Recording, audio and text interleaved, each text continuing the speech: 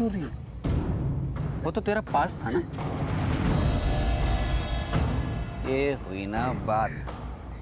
चल अब अपने पास को कुचल दे और साबित कर कि तू मुझसे कितना प्यार करती है। अच्छा चल कुचल दे उसे। अरे चल कुचल। चलना। सर मैं दीपांकर को रोक नहीं पाई क्योंकि मैं उसके बच्चे की मां। तो तुमने क्या सोचा था? एक क्रिमिनल तुम्हारे और तुम्हारे बच्चे को एक ब्राइट फ्यूचर देगा?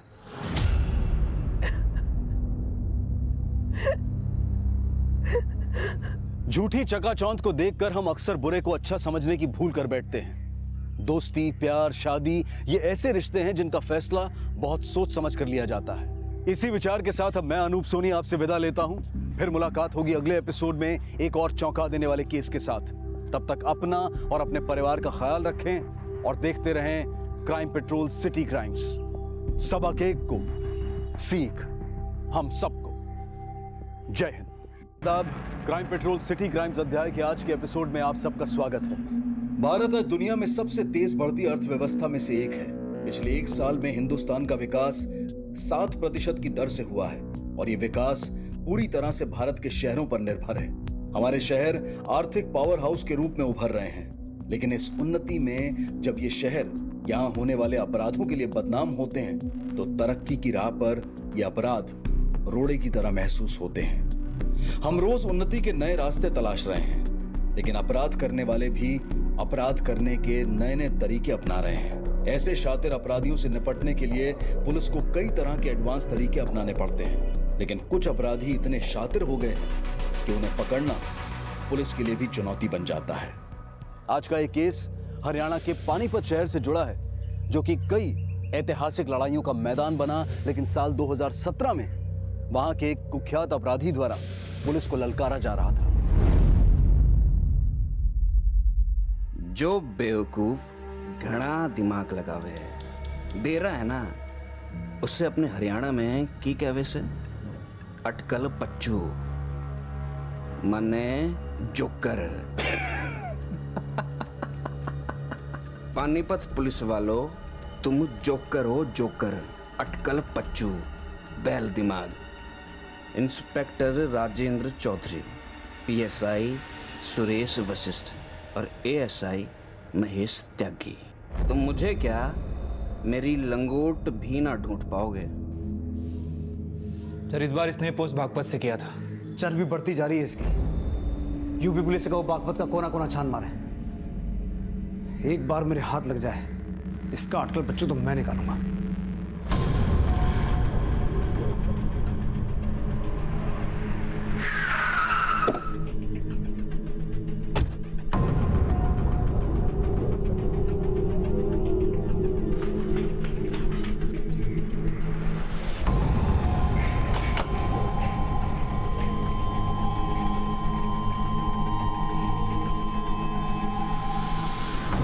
क्या सर वो बागपत से भी भाग गया? बागपत से वो हरियाणा भी आ सकता है, राजस्थान भी जा सकता है। राजस्थान पुलिस को इन्फॉर्म करो, वो किसी भी तरह हमारे हाथ आना चाहिए। ठीक है सर।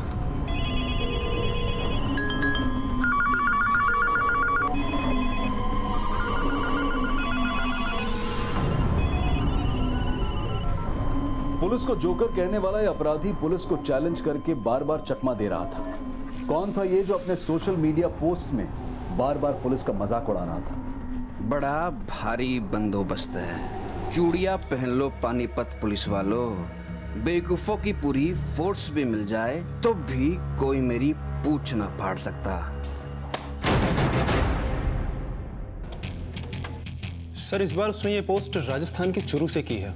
सुरेश राजस्थान पुलिस को अलर्ट करो, इस बार यहाँ से निकलना नहीं चाहिए। Okay sir.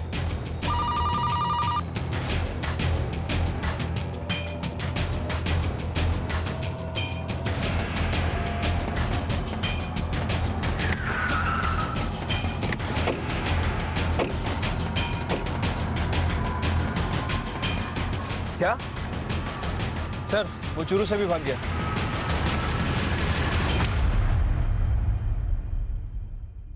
बेवकूफ, जोकर, अटकल पच्चू और न जाने क्या क्या कहने वाला वो अपराधी लगातार सोशल मीडिया पे एक्टिव है और वो पानीपत पुलिस को लगातार चेतावनी दे रहा है। वो कह रहा है कि पुलिस ने चूड़ियां पहन रखी हैं, लेकिन अब देखना ये है कि क्या पुलिस उसको हथकड़ी पहना पाएगी या नहीं। दूर से देखा तो पुलिस टोपी लगा रही थी, पास आके देखा तो बाल खुजला रही थी। ओ तेरी, वो तो फिर से मार के भाग गया। सोशल मीडिया के इस मनचले अपराधी को पकड़ना पानीपत पुलिस के लिए इज्जत का मसला बन गया था। वो आए दिन पुलिस को इधर उधर भटका रहा था, लेकिन हाथ नहीं आ रहा था। लेकिन ये अपराधी बार बार पुलिस को ऐसे चैलेंजेस क्यों दे रहा था? आखिर पुलिस को चैलेंज करके ये साबित क्या करना चाहता था? 3 राज्यों के पुलिस विभाग में हड़कंप मचा देने वाला ये अपराधी आखिर था कौन? उड़ती चिड़िया के पर गिनने की मेहनत नहीं करता मैं तो देखते ही पर काट देता हूँ चिड़िया के।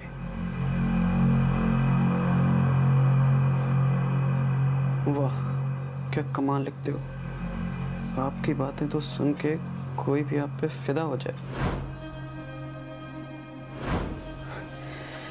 फिदा नहीं, फना कहते हैं। जो कह न सके उसको जुबां कहते हैं। वाह, आपकी बातें तो आपसे मिलने की तमन्ना बढ़ा रही है। भैया, हाँ? माँ बुला रही है, चलिए खाना खा लीजिए। तू चल, मैं आता हूँ, ठीक है? अरे नहीं नहीं नहीं, मुझे पता है आप वापस से इस लैपटॉप पे लग जाओगे। अरे चलिए ना, माँ और पापा दोनों इंतजार कर रहे हैं।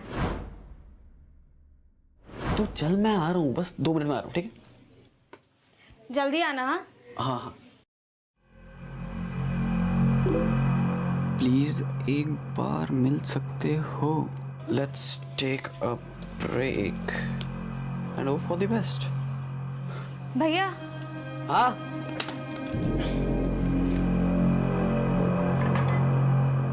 क्या बात है भैया, किससे बातें कर रहे थे? मेरे लिए भाभी मिल गई? नहीं रे पगली, जीजा ढूंढ रहा था। वो कहना तेरी उम्र हो गई है शादी की। अपनी उम्र देखिए, मेरी उम्र है।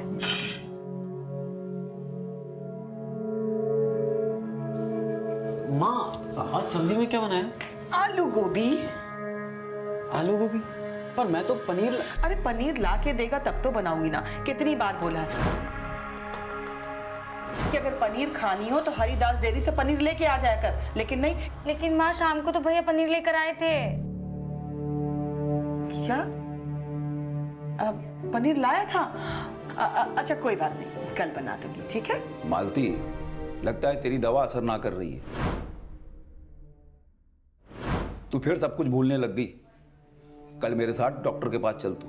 नहीं जी, मैं आपके साथ डॉक्टर क्या नहीं जाऊंगी, मुझे ले जाएगा प्रमोद।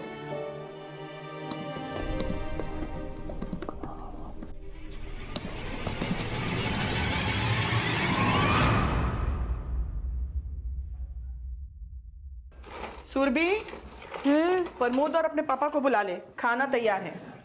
लेकिन माँ, भैया अभी तक घर ही नहीं आए हैं। अच्छा, तो मैं भूल गई। प्रमोद अभी तक नहीं आया? नहीं। आप जिस नंबर को डायल कर रहे हैं वो इस समय स्विच्ड ऑफ है। पापा, भैया का फोन तो स्विच ऑफ बता रहा है। अरे बेटा, हो सकता है उसके फोन की बैटरी उतर गई हो। उसके लैब में फोन करके पूछ। जी पापा। जी ठीक है। पापा, वो तो कह रहे हैं कि आज भैया लैब ही नहीं आए। लैब नहीं गया? मालती, आज सवेरे प्रमोद तुझे डॉक्टर के पास लेके गया था ना, और यहाँ दरवाजे पर छोड़ने के बाद वो ऑफिस जाने वाला था। जाने से पहले कुछ बोला प्रमोद?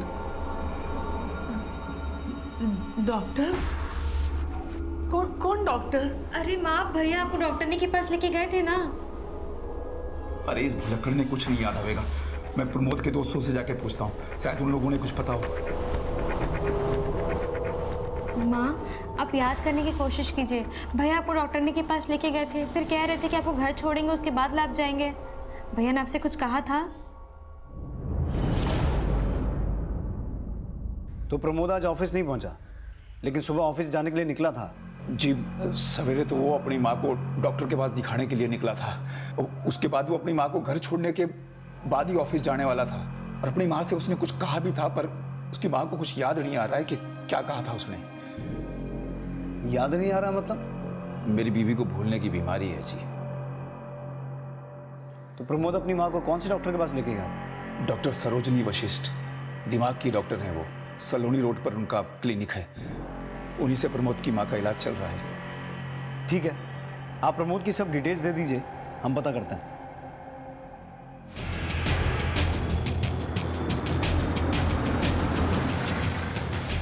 सर प्रमोद हमारे यहाँ लैब टेक्नीशियन है। सुबह फ़ोन करके उसने मुझसे छुट्टी मांगी थी। सर बहुत ज़रूरी काम है, आप प्लीज़ एडजस्ट कर लीजिएगा। कोई बात नहीं Pramod, I will manage. Sir वो कभी छुट्टी नहीं लेता, बहुत ही पंक्चुअल और हार्ड वर्किंग है। सुरेश, पता करो प्रमोद ने कल वाकई छुट्टी ली थी या उसका बॉस हमसे कुछ छुपा रहा है। ठीक है सर। हेलो, ठीक है सर। प्रमोद के फादर ने हमसे कहा था कि प्रमोद अपनी माँ को लेकर डॉक्टर सरोजनी की क्लिनिक गया, लेकिन अभी फोन पे पता चला है कि वो क्लिनिक कल बंद था।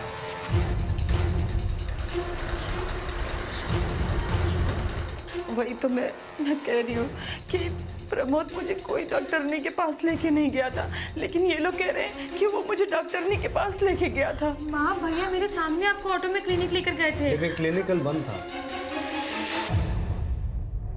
आपको पता है प्रमोद कल कहाँ गया था? सर जी मैंने आपको बताया था ना कि मेरी बीवी को भूलने की बीमारी से। तो आप में से किसी को कोई आइडिया है कि प्रमोद कल ऑफिस से छुट्टी लेके कहाँ जाने वाला था? हाँ त्यागी। सर करनाल पुलिस को करनाल हाईवे पे एक डेड बॉडी मिली है। उन्होंने उसकी फोटो सारे पुलिस स्टेशंस में सर्कुलेट कर दी है। उसका फोटो इधर भी भेज दो। Okay sir.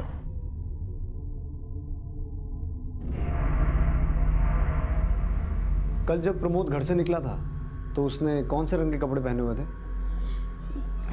सर भैया ने लाइट पर्पल कलर की शर्ट और ब्लैक पैंट पहनी थी।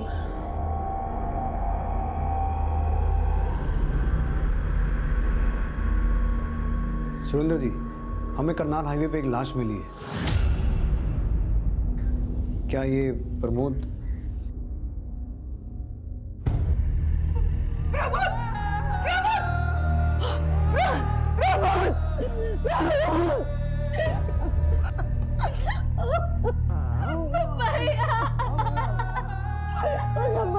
ये प्रमोद ही है?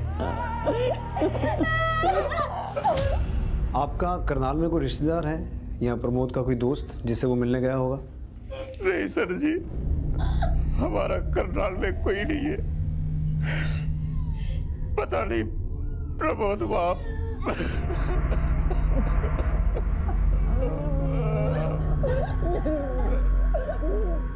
ये बॉडी हमारी पेट्रोलिंग टीम को हाईवे के पास पड़ी मिली थी।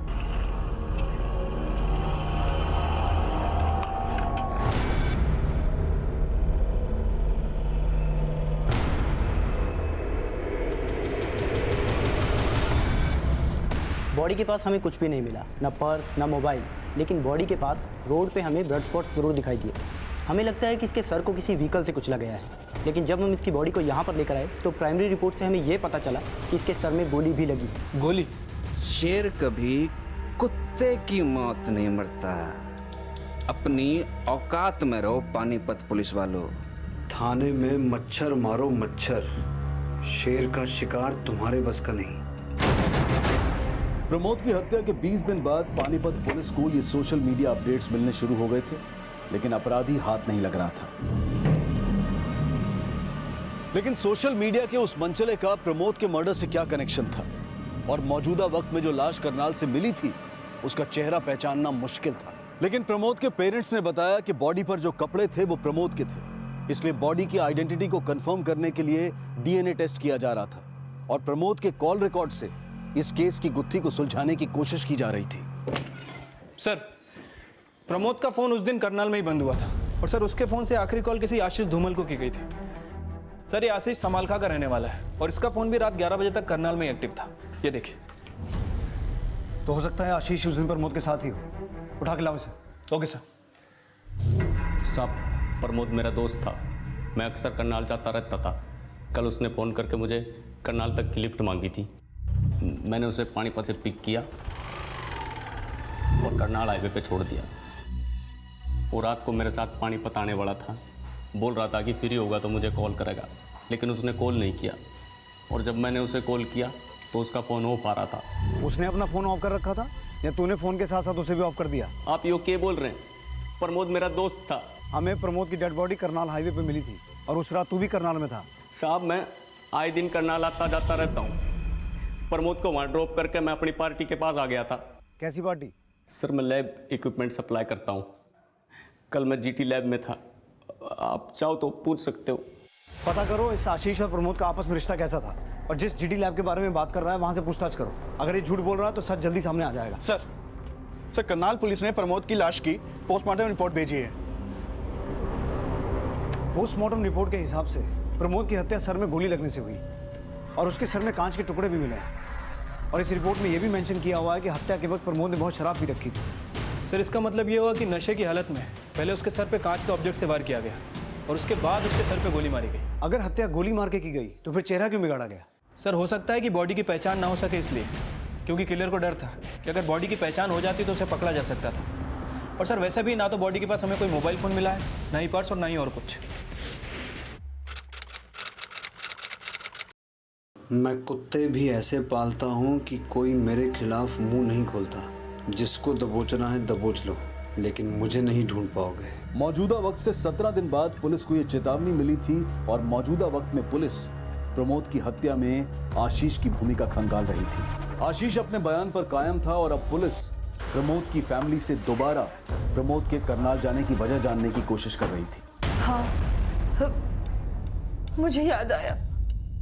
उस दिन प्रमोद और मैं क्लिनिक गए थे। वहाँ क्लिनिक बंद था।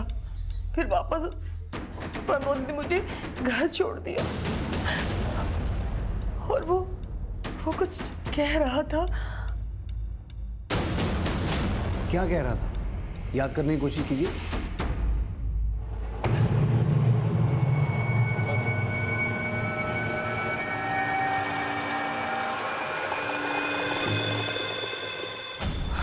हाँ, वो कह रहा था कि मेरा लैपटॉप चार्जिंग पे लगा देना, मैं रात को लेट आऊंगा। भैया ने लैपटॉप चार्ज पे लगाने के लिए कहा, लेकिन भैया तो ऑफिस लेके जाते थे लैपटॉप। लेकिन उस दिन तो वो ऑफिस गया ही नहीं। उसने आपसे ये कहा था कि वो करनाल जाने वाला है।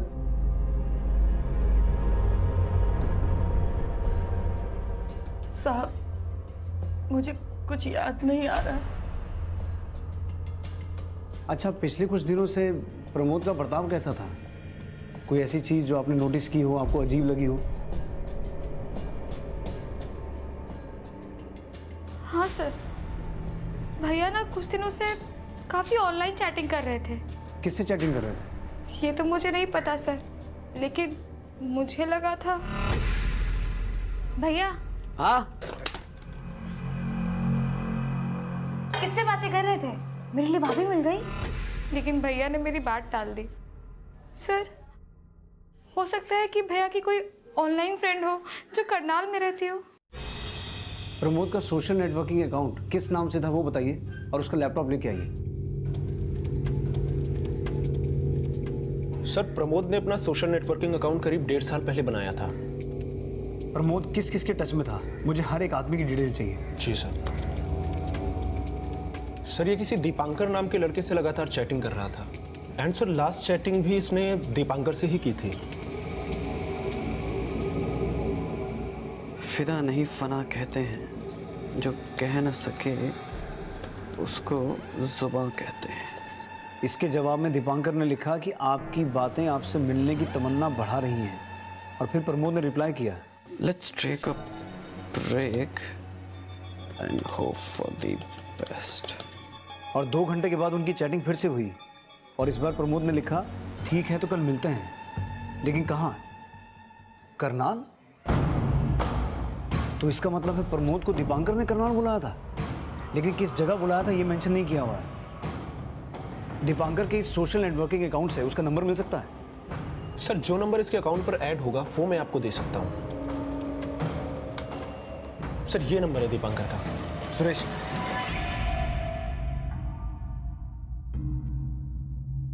आप जिस नंबर को डायल कर रहे हैं वो इस समय स्विच ऑफ है। सर नंबर बंद है।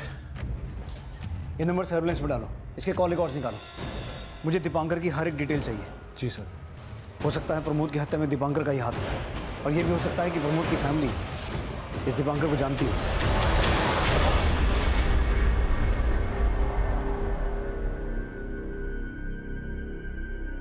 हम इसे नहीं जानते।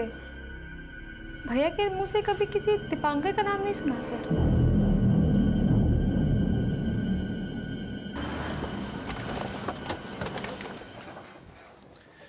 सर दीपांकर का फोन राजस्थान के अलवर के एक एड्रेस पर रजिस्टर्ड है। सर मैंने वहां पे अलवर पुलिस को भेजा था। उन्होंने बताया कि उसका घर पिछले 6 महीनों से बंद है। सर दीपांकर और प्रमोद की दोस्ती 2 महीने पहले ऑनलाइन हुई थी, और उसके 1 महीने पहले तक दीपांकर की लोकेशन राजस्थान के कोटा की थी, और उसके बाद उसकी लोकेशन लगातार करनाल की रहने लगी। इसका मतलब है दीपांकर का करनाल में कोई ठिकाना होगा जहाँ उसने प्रमोद को बुलाया था। हो सकता है सर। मैंने कोटा पुलिस और करनाल पुलिस दोनों जगह दीपांकर की फोटो को भेज दिया है। सर ये दीपांकर के कॉल रिकॉर्ड से एक नया नंबर सामने आया है, किसी मधुबाला का है। ये दीपांकर और ये मधुबाला दोनों ही लगातार कॉल एक्सचेंज करते थे। मधुबाला कौन है ये? सर मैंने इसके बारे में पता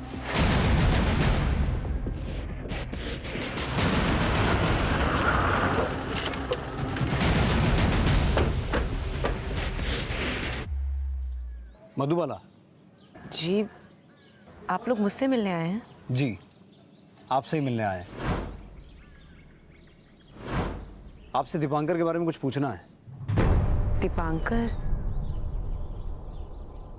आपका चेहरा बता रहा है कि आप दीपांकर को अच्छे से जानती हैं। जी जानती हूँ, पर आप उसके बारे में क्या जानना चाहते हैं? आजकल कहाँ है वो? सर मुझे नहीं पता। उसका जब से फ़ोन बंद हुआ है मुझे सच में नहीं पता वो कहाँ है। उसका फ़ोन बंद है इसलिए तो आपसे मिलने आए हैं। अपना फ़ोन बंद करके कहाँ गायब हो गया वो? मुझे खुद हैरानी हो रही है कि वो अपना फ़ोन बंद करके कहाँ गायब हो गया है। पर आप उसके बारे में क्यों पूछ रहे हैं? मर्डर किया उसने अपने दोस्त का। पहचानती हैं इसे? सर ये कौन है?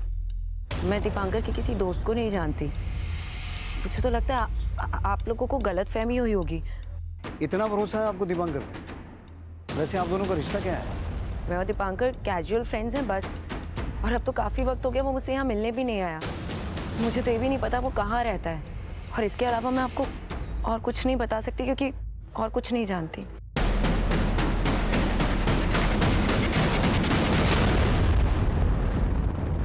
सुरेश सर, इस लड़की मधुबाला की पूरी डिटेल निकालो। मुझे ऐसा लगता है ये हमसे झूठ बोल रही है। ठीक है सर।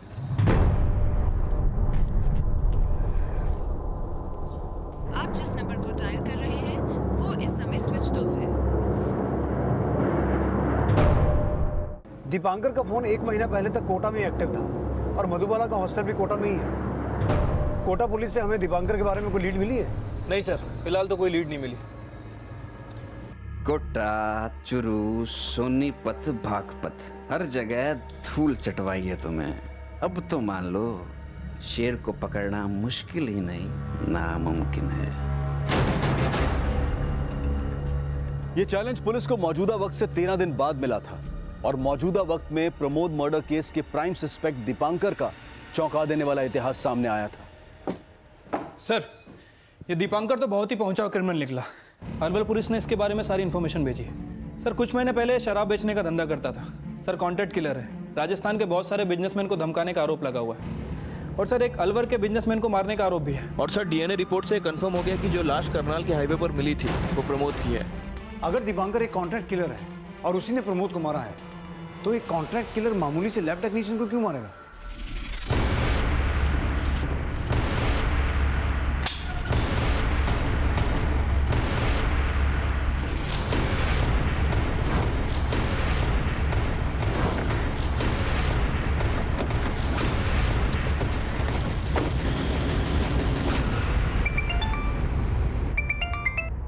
हाँ सुरेश। सर करनाल पुलिस ने दीपांकर के उस ठिकाने का पता लगा लिया है जहां दीपांकर पिछले 1 महीने से करनाल में किराए पे रहता था।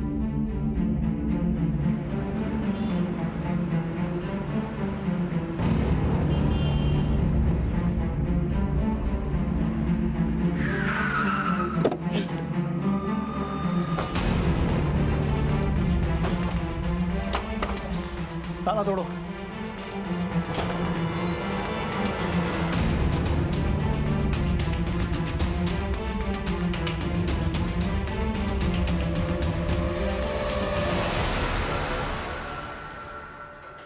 सर, कांच पे खून के धब्बे भी हैं। प्रमोद की पोस्टमार्टम रिपोर्ट के हिसाब से उसके जख्मों में भी कांच के टुकड़े मिले थे। मुझे लगता है प्रमोद का मर्डर यही हुआ है। सुरेश, इन कांच के टुकड़ों में जो ब्लड स्टेन्स हैं, इन्हें प्रमोद के ब्लड ग्रुप से मैच करवा के देखो, और इस जगह से लेकर हाईवे की वो जगह जहां प्रमोद की डेड बॉडी मिली थी, पूरे रास्ते में पूछताछ करो। ठीक है सर। शर्मा जी, इस घर के मालिक को बुलाइए। जी सर। आपने बिना पूछताछ के ये घर दीपांकर को किराए पे दे दिया? सर, दिखने में तो बहुत ही भोला भाला लगता था वो। मुझे बिल्कुल नहीं पता था कि दीपांकर क्रिमिनल भी है। इसे पहचानते हैं? नहीं सर। प्रमोद नाम है इसका। 12 सितंबर की रात एक करनाल आया था। इसका यहाँ आना जाना था? सर, मैंने कभी ध्यान नहीं दिया।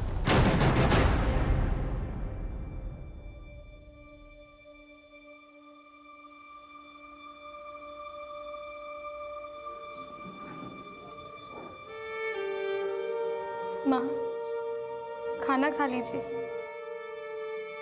माँ, आपके खाना नहीं खाने से भैया वापस तो नहीं आ जाएंगे ना? वो वापस नहीं आएगा, यही सोच के तो मेरी जान निकली जा रही है।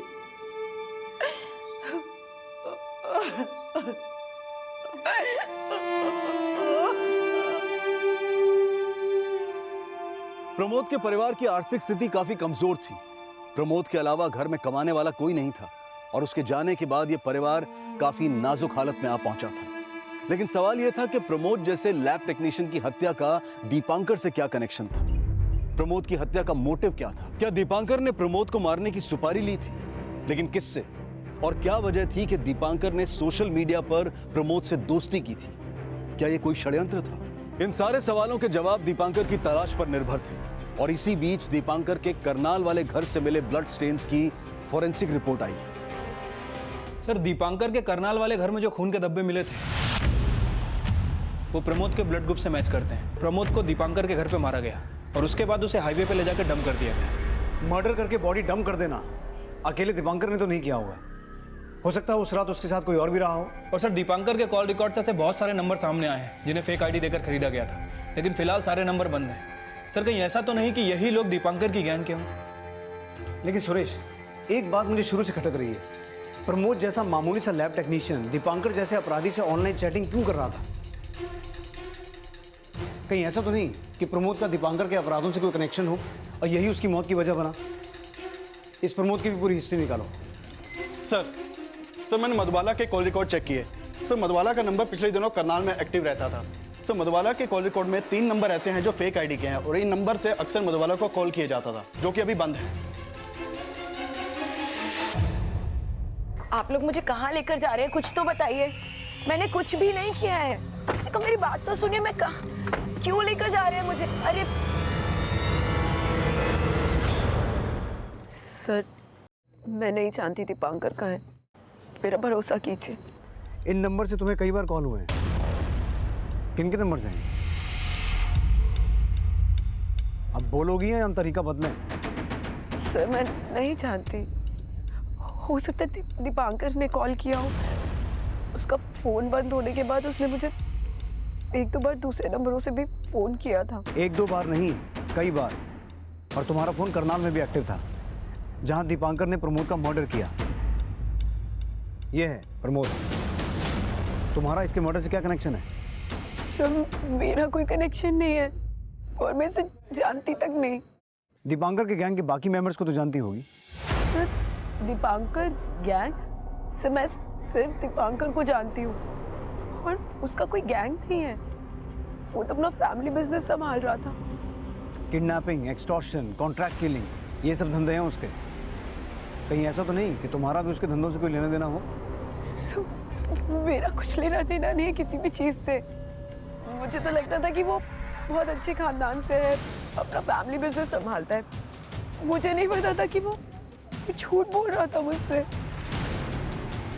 चलो मान लिया कि उसने तुमसे झूठ बोला, लेकिन दीपांकर जैसे क्रिमिनल से तुम्हारी दोस्ती हुई कैसे? सर, करीब 1.5 साल पहले मैं रुड़की के एक हॉस्पिटल में नर्स थी। दीपांकर अपने पापा के कैंसर का इलाज कराने वहाँ आया था। काफ़ी वक्त तक मैंने उसके पापा की देखभाल की, पर कैंसर होने की वजह से वो ज़्यादा वक्त तक जी नहीं पाए। उनकी डेथ के बाद दीपांकर काफ़ी टूट सा गया था। उसी वक्त हमारी फ्रेंडशिप हुई। मतलब तुम उसे 1.5 साल से जानती हो, तो ये भी जानती होगी कि वो इस वक्त कहाँ है? सर मैं नहीं जानती सर, ये भी मुझे अभी पता चल रहा है आप लोगों से कि वो क्रिमिनल था। देखो मधुबाला, अगर दीपांकर के बारे में कुछ भी जानती हो तो सच सच बता दो। सर मेरा भरोसा कीजिए, मुझे सच में नहीं पता दीपांकर का, मुझे सच में नहीं पता। क्या दीपांकर वाकई मधुबाला को अपने प्यार के जाल में फंसाकर उसे अंधेरे में रख रहा था? मधुबाला बार बार पुलिस से कह रही थी कि वो दीपांकर की आपराधिक छवि से बेखबर थी, लेकिन दीपांकर ने दोस्ती तो प्रमोद से भी की थी। तो क्या प्रमोद दीपांकर की आपराधिक छवि के बारे में जानता था? प्रमोद और दीपांकर की दोस्ती से दुश्मनी का ये राज अभी बेपर्दा होना बाकी था, और इसी बीच पुलिस को दीपांकर से जुड़ी एक और अहम जानकारी मिली। सर, कोटा पुलिस का फोन था। दीपांकर के कोटा वाले घर का पता चल गया, जहां दीपांकर रहा करता था। कोटा चलने की तैयारी करो।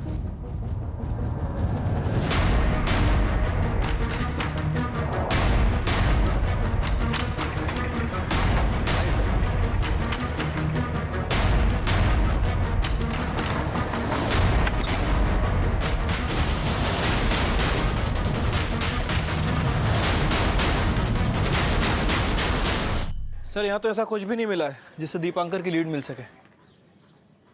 ये घर कब से बंद है? पड़ोसियों से पता चला है कि यहाँ 1 महीने से ताला लगा हुआ है। पहले दीपांकर अक्सर यहाँ आया करता था। तो यहाँ दीपांकर के साथ कोई और भी रहता था? जी सर, पूछताछ पे पता चला है कि एक लड़की भी उसके साथ रहती थी। कौन लड़की?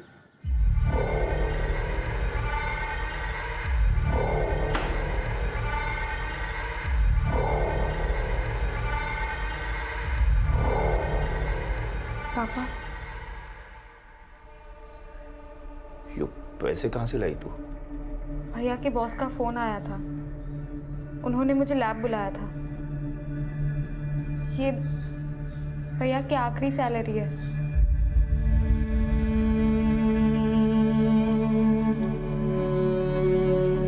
अलमारी में रख दे।